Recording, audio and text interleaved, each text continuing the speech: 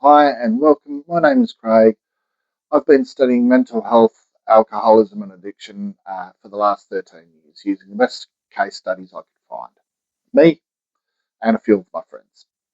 Over the next 20 minutes or so, I'm going to share some of what I've learned.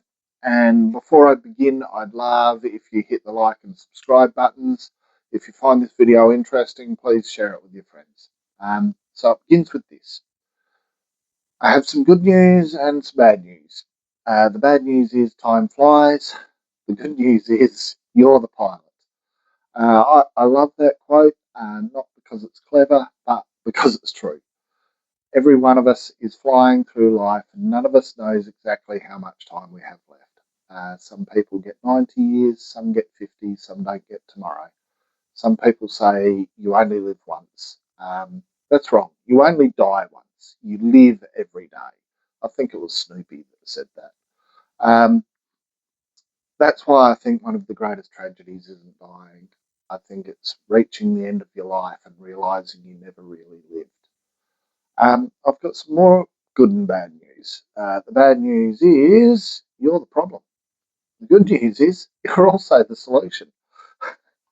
Now, before you decide that's a terrible way to begin, stay with me because I'm not saying you're responsible for everything that's happened to you. Life isn't fair. Some people grow up surrounded by love, others grow up surrounded by trauma. I certainly did. Some people experience loss. I have. Some experience abuse. Yep, me too. Some carry invisible wounds that nobody else ever sees, and absolutely that's me. The point is, we don't always get to choose what happens to us, but eventually we all must decide what happens next. That's where our power lies. Today I want to talk about something that nearly cost me everything. Not just alcohol, not just depression or anxiety or the complex PTSD. I want to talk about silence because in my experience, silence nearly killed me. Um, for years, I had been very good at pretending. If you'd asked me how I was, I'd smile and tell you I was fine. I had become an expert at wearing a mask. Um, from the outside, life looked normal. In fact, from the outside, my life looked great. I had it all going on. Professional success, long-term relationship, brand new motorbike, cool address, one street back from the beach. From the outside, my life looked pretty good. And for the longest time, I went undiagnosed. I literally just tried drowning all of my issues with alcohol. But on the inside, it was a very different story. I lived with depression, I lived with anxiety, I lived with complex PTSD. Although back then I wouldn't say I lived with. I'd say something like I suffer from depression, I suffer from anxiety, I suffer from complex PTSD, especially once the diagnosis came. Finally, I had an excuse. Actually, I wouldn't even say that. I'd just tell myself that I was broken, that I was a bit fucked up. Because pre-diagnosis, I didn't have the words for what was going on in my head. I didn't realise how powerful those words were. Because every day that I repeated them, I reminded myself that I was suffering, and that suffering was my identity. And when you're surrounded by something long enough, it becomes your normal. You believe something long enough, you begin living as though it's true. And like I said, I found something that appeared to solve the problem: alcohol. At first, it wasn't a problem. In fact, it looked like the answer. It quietened my anxious mind. It numbed painful memories. It slowed the constant noise in my head. It made me feel good, confident. I could talk to girls, and God forbid I can dance with them. For a few hours, I could breathe, um, or at least I thought I could. What I didn't understand then was the alcohol wasn't treating my pain, it was postponing it. And every morning the pain returned, carrying interest. So I'd drink again, not just because I loved alcohol, and I loved alcohol, but because I didn't know how to live with myself without it. Looking back now, I don't think I was addicted to alcohol. I was, um, but I think I was addicted to escaping. Alcohol just happened to be the vehicle I would escape in, and that's something I've learned about addiction, whether it's alcohol, drugs, work, gambling, food, or just constantly staying busy. Very few people are actually chasing the addiction. Most are trying to outrun the pain underneath it. The addiction is rarely the beginning of the story. It's usually somewhere in the middle. My story didn't begin with alcohol. It began years earlier with trauma, depression, anxiety, and fear, and most damaging of all, with silence. Because even as a child, I believed that asking for help meant that I was weak. I believed nobody would understand, and later I believed that men were supposed to cope, no matter what. Toughen up, princess, spoonful of cement, and all of that. So instead of talking, I drank. Instead of asking for help, I hid.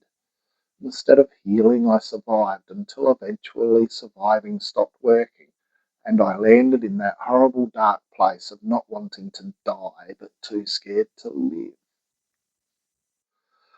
For a long time, I blamed alcohol. It was just easier that way. If alcohol was the problem, then removing alcohol would solve everything. Except it didn't. Stopping drinking was one of the hardest things I have ever done, but it wasn't even the hardest part of recovery. Um, the hardest part was meeting the person I'd spent years trying to avoid, myself, because when alcohol disappeared, the depression was still there, the anxiety, the trauma was all still there. And to be perfectly honest, I didn't even realise I had mental health issues until I stopped drinking. And then even when I stopped, I didn't really accept that I had issues. My doctor knew it straight away. My psych knew. Probably everyone around me knew, but I didn't. Um, but when I stopped drinking, I could no longer drown the thoughts in my head out. No pun intended. I had to face them, and that terrified me. People will ask me what it was like being an alcoholic. That is, and I tell them there were a lot of fun times, and it wasn't one big catastrophe after another, but it was thousands and thousands of little compromises. I'll only have one. I've had a hard day. I deserve this. I've got it under control. Looking back now, those weren't reasons. They were excuses. Excuses, I believe, because believing them meant I didn't have to change. Eventually, I said to myself, and I remember doing this very clearly, I said, stop trying to have an alcohol free day, and just maybe I'll have one by accident. Then the consequences became impossible to ignore. Alcohol didn't just affect my health, it affected every part of my life. I suffered injuries that should never have happened. I found myself dealing with the police and legal consequences of decisions I made while intoxicating. Um, I hurt people I loved. I hurt complete strangers, sometimes with my fists, sometimes with my words, sometimes with my anger, sometimes simply by not being the person that they needed me to be. Um, and that's really hard to admit because addiction doesn't just damage the person drinking, it damages families, friendships, relationships, children, communities. The ripple effect reaches much further than we ever imagined. And even after all of that, it was still years before I saw help. I had to reach my own very personal rock bottom. And while alcohol may have influenced my behaviour, I was still responsible for it. Recovery began the day I stopped making excuses and started taking responsibility. And that wasn't easy, but it was necessary. Because if I wasn't responsible for my actions, then I also wasn't capable of changing them. And one of the biggest lessons I've learned is this: accountability is not the same as shame. Shame says you're a bad person. Accountability says you've done things you're not proud of. Now, what are you going to do about it? There's a huge difference. One keeps you trapped, the other sets you free. So as I worked through my recovery, I realised something else. I had spent years trying to change my circumstances. I changed jobs, friends, routines. I even tried changing where I lived. But wherever I went, there I was. The common denominator in every chapter of my life was me. That wasn't bad news. It was the best news I could have received, even if I didn't realise it at the time. Because if I was the common denominator, I was also the one capable of changing the outcome. And then one day something happened that sounds almost insignificant. I changed one word. I stopped introducing myself, even if it was only in my own thoughts, as someone who suffered from depression, anxiety, and complex PTSD. Instead, I said, I live with depression, anxiety, and complex PTSD. Some people hear that and think it's only one word. I disagree. Words create beliefs, beliefs create behaviour, behaviour creates lives. And when I said I suffered, I saw myself as powerless as the victim. When I said I lived with these conditions, I acknowledged they were passengers in my life and not the driver. And I accepted the fact that they would probably be part of my life forever. That one word gave me permission to stop seeing myself as broken. Recovery wasn't about becoming someone new, it was about becoming someone honest. Honest enough to ask for help, honest enough to apologise, honest enough to make amends where I could, to forgive myself without excusing myself, because those are two very different things. And as I began speaking publicly about my journey, something remarkable happened. People I'd known for years quietly pulled me aside. Some had depression, some had anxiety, some were struggling with alcohol, others had experienced trauma they had never spoken about. They weren't looking for answers, they were looking for someone who understood. And that's when I realised something. We are surrounded by people fighting battles we know nothing about. Not because they want to keep secrets, but because they don't yet feel safe enough to tell the truth.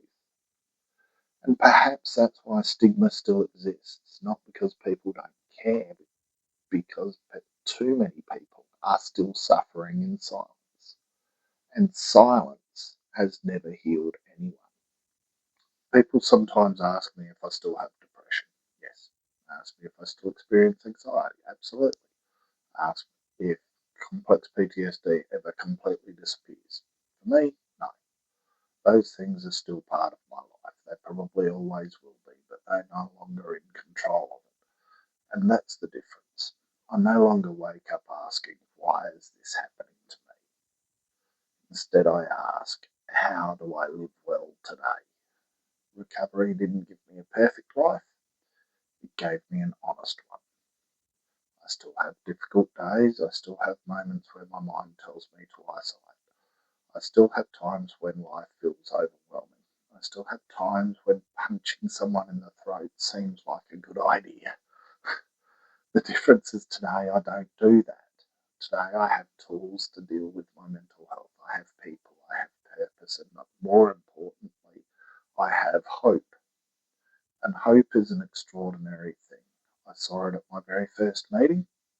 You can't measure it, you can't hold it, but it has the power to keep someone alive. And sometimes the greatest gift you can give another human being isn't advice, it's hope. Hope that tomorrow can be different. Hope that healing is possible. Hope that they're not alone. That's why I started writing about my mental health. That's why I taught mental health first aid. That's why I continue to speak about depression, anxiety, trauma, and addiction. Not because I have all the answers. I don't. I'm still learning. I'm still growing. I'm still recovering. I speak because I know what it feels like to believe nobody could possibly understand. And I never want another person to feel that alone. Over the years, I've come to believe something with every fibre of my being. The first step in overcoming mental health stigma is talking about it. Not because talking fixes everything. Sometimes it doesn't. Sometimes talking is only the beginning. But every journey begins with a single step. And silence has never been a good starting point. If we want our children to talk about mental health, we have to show them that it's okay to talk about it. If we want our friends to open up, we have to create a space where they feel safe enough to do it. we want our workplaces to take mental health seriously, we have to stop pretending that mental illness only affects other people, because it doesn't. It affects our families, our friends, our neighbours, our colleagues, and perhaps one day it may affect you. Maybe it already does. One conversation can change a life. I know that because conversations have changed mine. One person who listens without judgment. One friend who asks, "How are you?" and waits for the real answer. One family member who says, "I'm here, we'll get through this together." One person brave enough to say, "I'm not okay." Sometimes that's all it takes to begin. Earlier I told you that time flies, and it does. Life moves faster than we realise. One day every one of us will have our last conversation.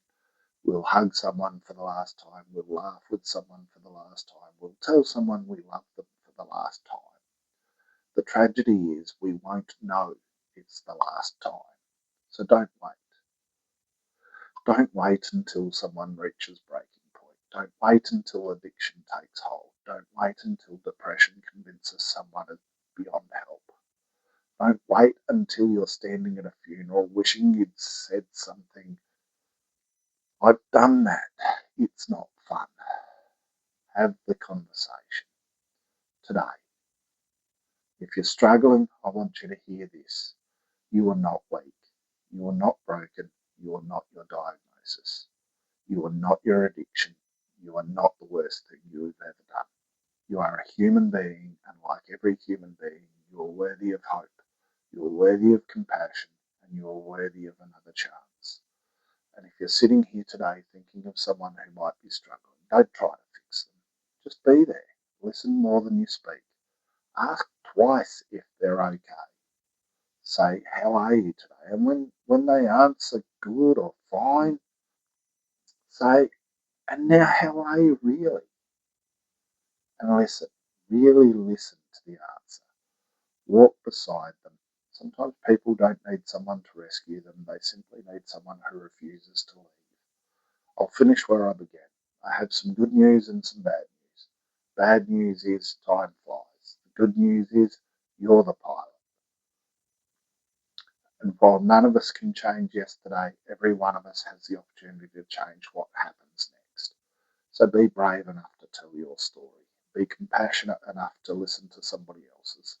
And never underestimate the power of a single conversation, because I've learned that recovery doesn't begin with a diagnosis. Recovery doesn't begin with treatment. Recovery begins with honesty, and it begins with one person saying, "I'm not okay," and another person replying, "Thank you for telling me." Because the first step in overcoming mental health stigma is talking about it. Thank you, and together we can make a difference. If you found this video interesting, please make sure you like, share, and subscribe. The buttons are down there. Thank you.